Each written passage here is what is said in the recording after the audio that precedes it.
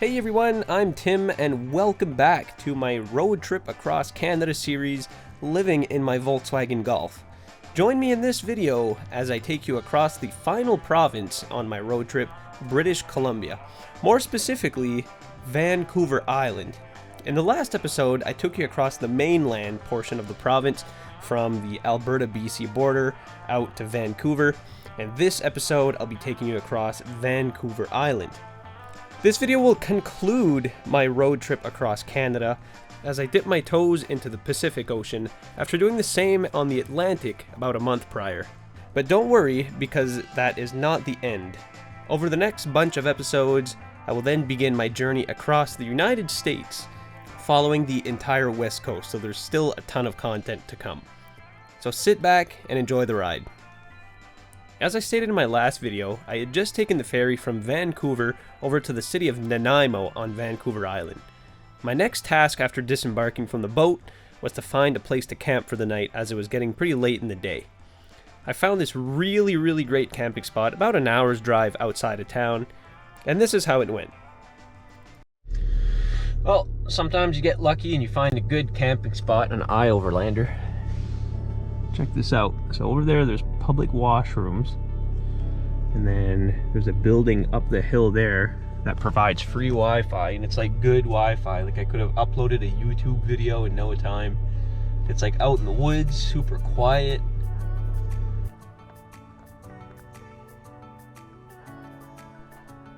After a good night's sleep, I woke up and made my way over to Victoria, the largest city on Vancouver Island, and it's also the capital of British Columbia.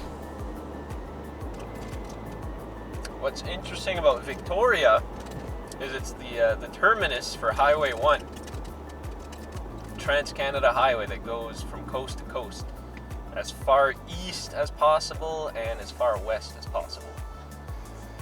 So they have a little monument for mile 0, and that's where I'm headed this morning. It's 7 a.m. There should be plenty of parking.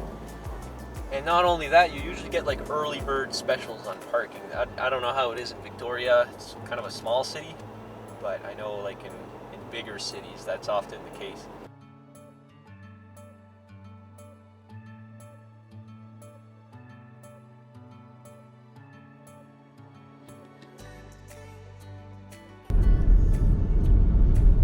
Alright, we're on the last stretch, the last kilometer of the Trans-Canada Highway.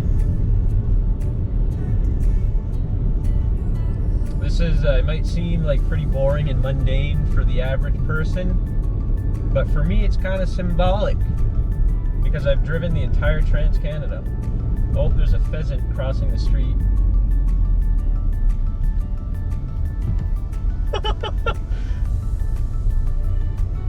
It wasn't a pheasant, but whatever it was.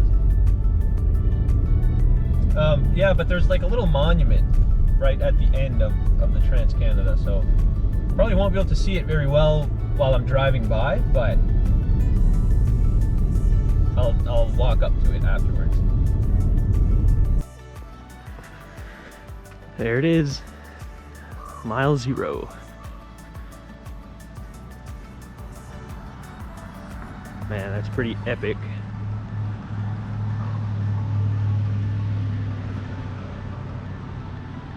Victoria, BC.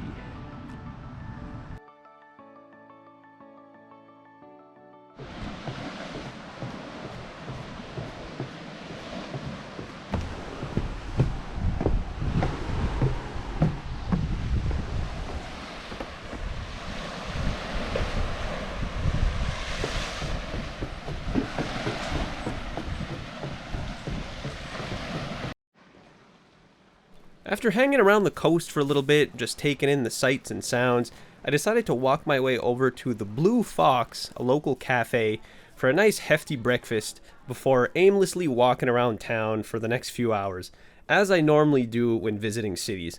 And honestly, Victoria was one of my favorite cities along this trip, just because of how clean and nice it is. Oh yeah, here was some gelato that I had, some of the best gelato I've ever eaten in my life. But yeah, Victoria is often regarded as one of the best cities to live in the world, and it definitely shows.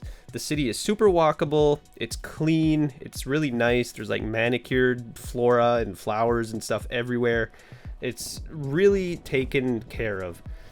And what was awesome is during my time in Victoria, there was some sort of classic boat show going on.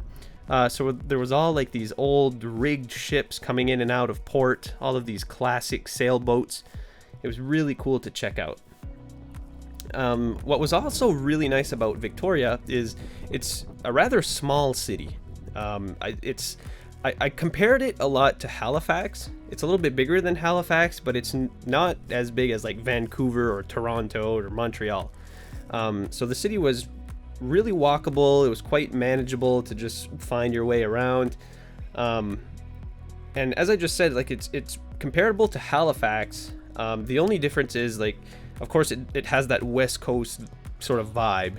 But overall, I had a really great time walking around, just checking out the little shops and stuff. And so I spent about a day. So I spent the whole day in Victoria. And this is where some challenges of camping in a car sort of arose. I believe, if I remember correctly, I was in Victoria on a weekend. I think it was like a Saturday night or something. And what a perfect time it would have been to hit up some local bars and pubs and whatnot. But when you're camping out in a car, that's not always an option. So in this case, I unfortunately had to leave town and return to my camping spot. But what I chose to do instead is to slowly make my way over to Tofino. And Tofino is going to be the most western point place on my entire trip. Man, this is freaking wicked. Wow.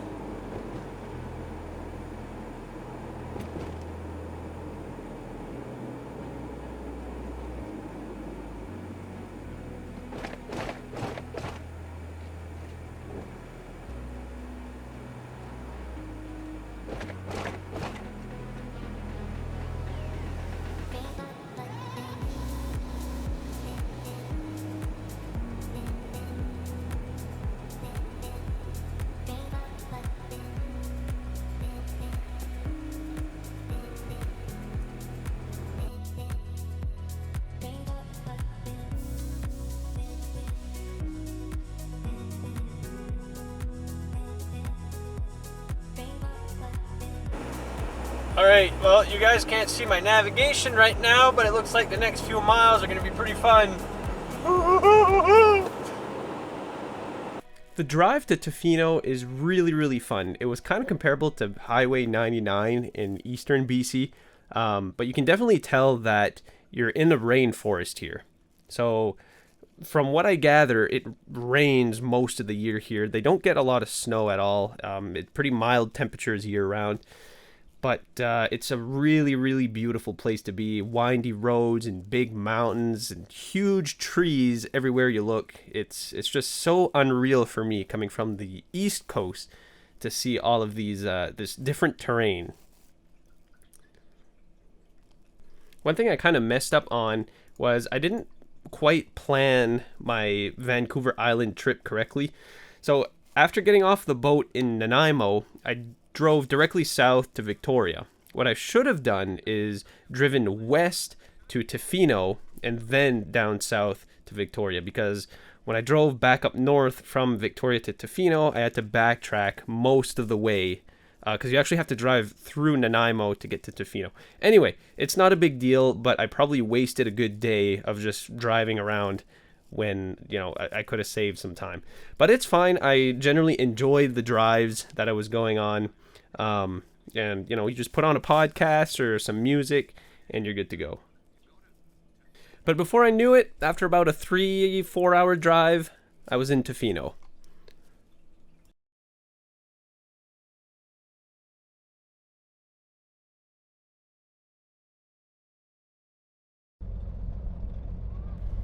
Now, Tofino is known as a surf town.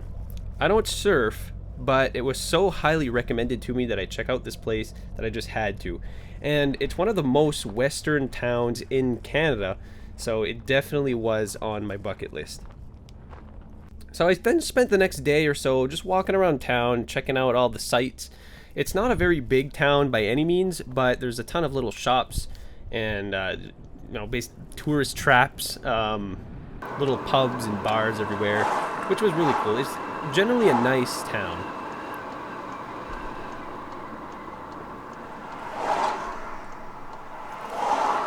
And here's what was really cool. During this entire trip, I'm pretty much going day by day as far as finding campsites. So I'll arrive to a town and then I'll check out if there's any camping available or if I'm gonna boondock it. I'll decide what my options are after arriving to a town. So when I got to Tofino, one of my first tasks was to find a place to sleep for tonight so then I could comfortably enjoy the day without worrying where am I gonna stay. And it's generally a good idea to start finding a place to camp earlier in the day, just so you don't run into any issues with like availability and stuff like that. So I popped over to this campground. It's called the Bella Pacifica campground, right on the west coast, right on the beach. This was one of the most epic campgrounds I'd ever been to up to this point. Now it was quite expensive. It was like $80 a night or something like that, which is absurd for campsites. But I figured, you know what? Might as well just do it. It's such a great campsite in a great location. It was about like a 20-minute walk to downtown. So I just bit the bullet and I got to my nestled, quiet little private area in the campground, which was really cool, honestly. I was surrounded by trees on all sides. I had my little nestled in area. It was great.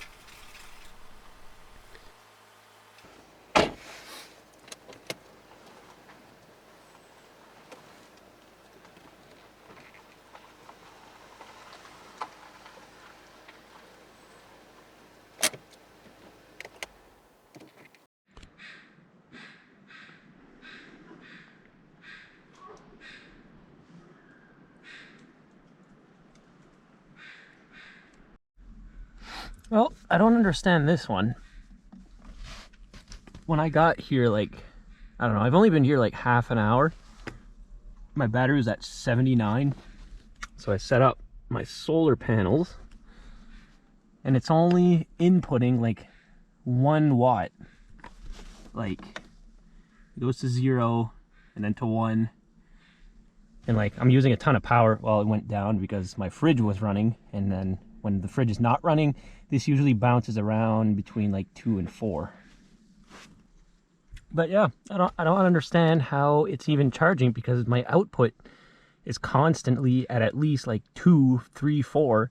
You saw it just jumped up to 8 there for a second, and then input never goes above 1 or 2. And like, there's no sunlight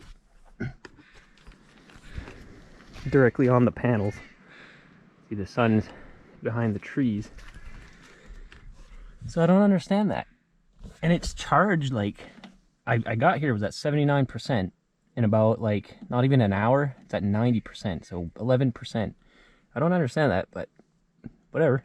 If it keeps my battery charged, that's perfect.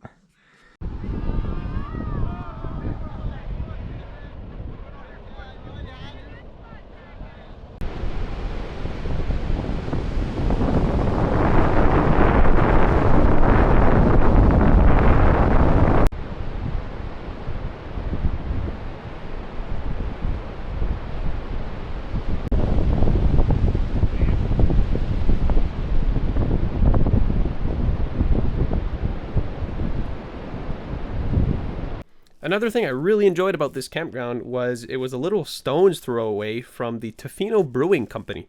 So of course I had to walk my way over there and enjoy a few brewskis without having to worry about driving back. I could just stumble back to my little tent and enjoy the rest of the night. And this was another restaurant I stopped in a couple of times. It was called The Shed, and they had a really nice selection of beer as well and really great food.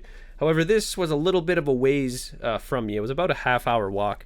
But I mean, there's plenty of walking trails, and the town is really accommodating to pedestrians and bikes, so it was really easy to get around despite not driving. Oh yeah, and one of the nights that I was there, it was country night at one of the local pubs, so I decided to check that out, and it turned out to be a really great time. Morning. Yeah, so today I'm not even sure what I'm gonna do. I'm in Tofino for the next 2 days. Right now I'm going to go for a small hike. It's just outside of town. There was an old plane crash that occurred here, who knows when, and you can hike to the old plane crash site, so I'm gonna go check that out. All right, here's the situation. I'm in Pacific Rim National Park. It's just like, 10 minutes outside of Tofino. And there's an old World War II bomber that crashed like just a few miles from the airport, like the municipal airport that's around here. And it's not publicly indicated at all where it is. So it's like the park doesn't really want you there. But it's like a pretty popular trail that people have just kind of discovered out to the bomber. So I'm doing that now. All right, so this is the part of the trail that was blocked off. And then here's the trail going to the plane. It's about a 7-kilometer hike there and back. So like 3.5 there, 3.5 back. Not bad at all.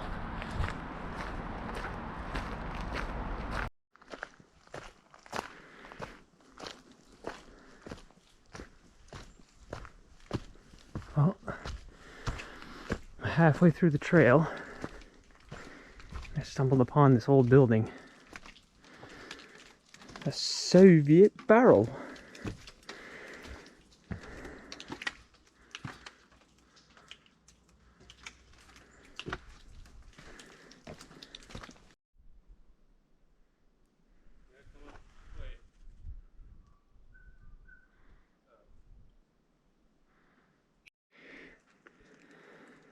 Oh, made it.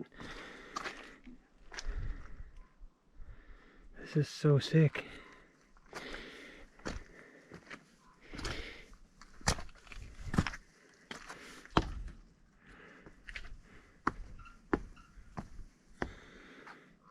Oh, dude. Check that out. Man, that is so cool. I wonder what kind of plane this is. I feel like I have to know. But looks like Buddy had a rough time. Whew.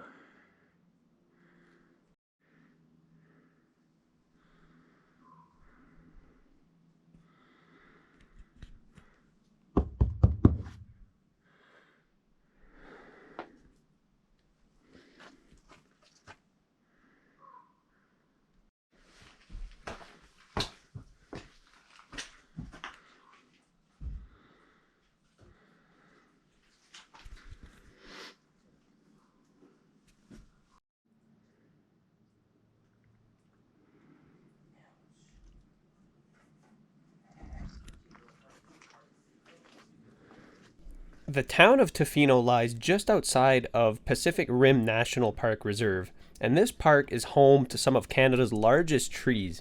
These massive Douglas fir trees that tower over the forest. It's really quite impressive, especially for me, coming from the East Coast, we have nothing like this.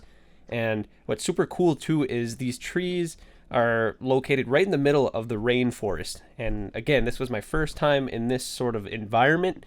So it was just so beautiful, so fun to just walk around and explore. That's a big ass tree.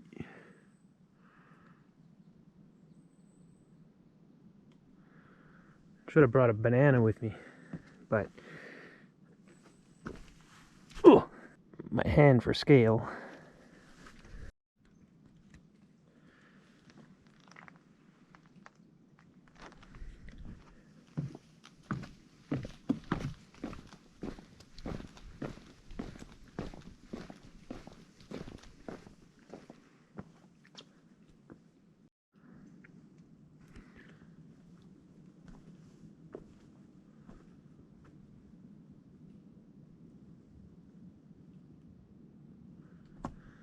That is absolutely unreal. The tree is literally like 2 meters wide. Crazy.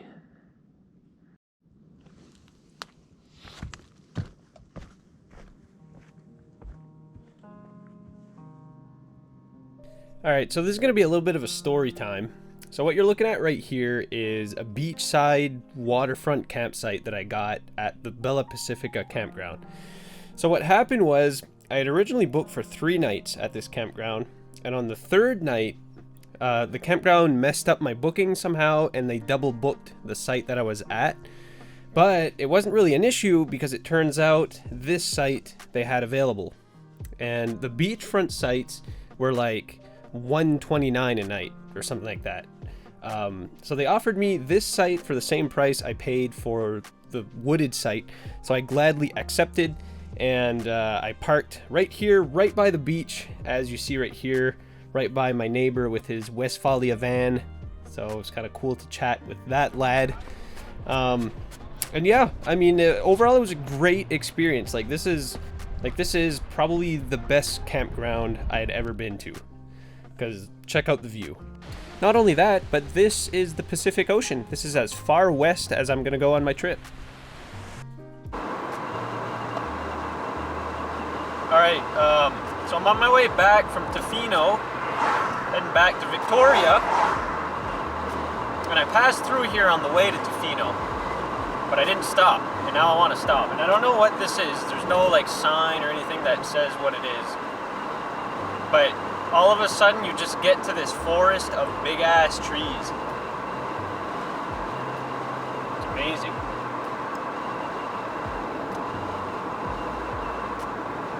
Holy jeez, that's some big ass trees.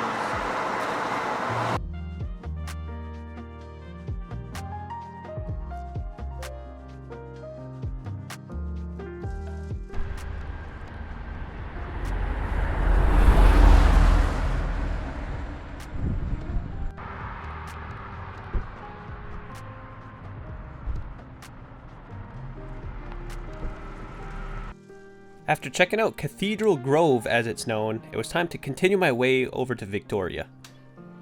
And after another 3-hour drive, I arrived at this paid campground just outside of Victoria for easy access to the boat heading to Washington State the next morning. Morning. It's getting pretty chilly out, so it's time to start heading south. I mean, the cold isn't really... Oh geez, I think my GoPro just froze. The next morning I woke up and I packed my stuff and I headed immediately over to the Blackball Ferry Terminal in Victoria, which crosses over to Port Angeles, Washington State. Pardon me? Oh yeah, okay. So these are basically my final moments in Canada before crossing into the US. This entire trip, I was kind of reckless in the sense that I never booked anything in advance. And I just kind of showed up everywhere and hoped for the best. Howdy. Appreciate it. Thank you very much.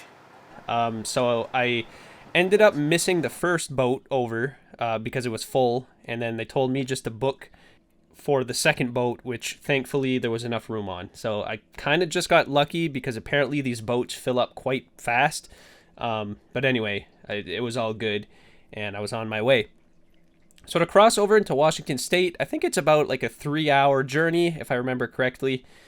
And as far as customs go, it was seamless, super easy and quick, so no problems there. And the reason why I took the ferry over to Washington State as opposed to driving was it was kind of a cost-saving measure and a time-saving measure, because the alternative to taking this ferry was taking the ferry back to Vancouver and then driving into Washington State, which would have taken an extra day, whereas just taking the ferry was a few hours and poof, you're in the town of Port Angeles, Washington. So again, it was super easy, and I think it was only $70 or something to bring a car over, so it really wasn't the end of the world.